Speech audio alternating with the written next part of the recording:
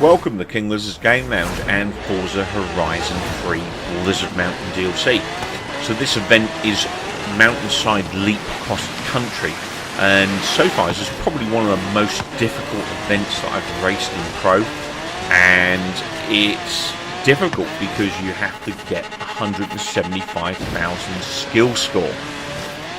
So that means, of course, getting the necessary times value and the score and maintaining it, e.g. not rolling the car, not being hit by your AI opponents and not hitting your AI opponents, plus drifting every opportunity you get and causing that little bit of wreckage damage here and there just to make sure you don't lose your multiplier. And obviously the key with a multiplier is you've got to be doing stuff to keep this multiplier rolling over.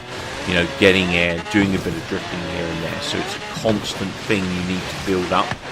And should you fail, obviously, to keep the combo rolling, you'll fail the objective. So it's very key that you really do focus on drifting and obviously getting through the various checkpoints. Now this ice section here, you can see I've got a pretty big score here. There's a tight left-hander. We're going to slow right down for this, because this is going to be a great place to bank my score, which is 217,000. So managed to reel in the 175,000 down. I would suggest that when you're doing this race, if you haven't hit the 175,000 or you aren't close to it by the time you've got to that ice section, just restart the race and go again if you're after all 3 stars. So we're at 70% of race progress here, which is 2/3 of the way through, so we're not far from the finish, but that Pro AI is quite heavily on my case, very close to me from behind, so he's only a mistake away at this point. So the key is, pretty much with this event, is driving the perfect race. You really don't want to make any mistakes, especially if you're doing it at the race hardness that I'm doing it at in Pro mode. If you're doing it lower levels, chances are by now you'd have quite a good lead on the AI in general, so you'd pretty much be plain sailing to the finish.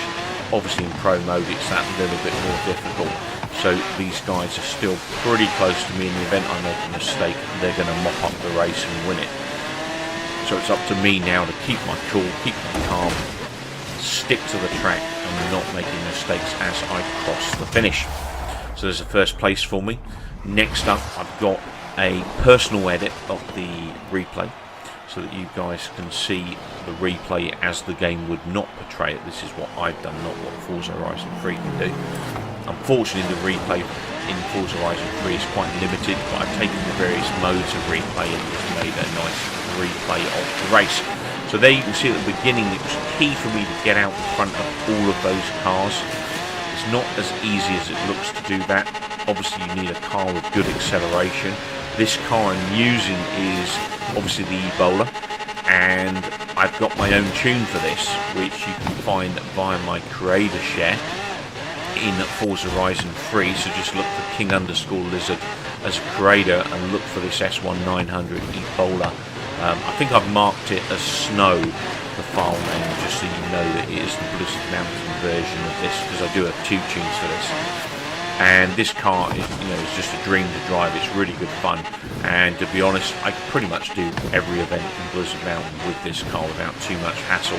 Obviously, I like to race different vehicles, so I wouldn't do that, but I'm just saying, if you're stuck for a car in cash, this is a good car for you to be able to get through the level. Now, as I was saying before, the key with this event is just keeping wide of any AI or getting away from the AI at the beginning of the race and keeping out in front, because they were my biggest disappointment during this race, because the amount of times the AI wiped out my skill score was unreal. I had to retry this about 7 times in Pro mode because I was constantly being clipped by the AI and losing my score. The other thing to be wary of is, obviously, if you're hitting a jump and you're not quite in full control, just back off the accelerator a little bit so that you don't go haywire when you land. That is one of the worst things that can happen to you on the ice or the snow, is that you will lose control if your car's just that little bit out of whack as it hits a corner or so. So just be mindful of how you're driving, how the car feels. If you feel the car getting upset, just back off that accelerator and reapply the accelerator. You can always overtake the AI car, obviously as long as you're not next to the finish. And in terms of, you know, keeping that multiplier up, as I was saying earlier, you know, getting that 175k, it's important to try and pin that down as close to that ice area as possible, and just, you know, keep hitting objects, keep drifting, keep jumping, and avoid the AI, and you should be able to get this one in the bag reasonably easy, especially at the lower difficulties.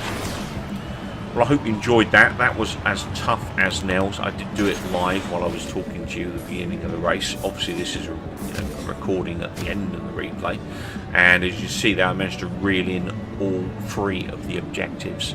So finishing the race is an easy one we can all get. Winning the race is a different story, especially at the harder modes. And then that 175,000 skill score is the hard objective, and that's the real beastie. Please remember to rate the video and click subscribe if you're not already a subscriber at King's Game Lounge. Everyone's welcome. Take care, keep well, and keep watching.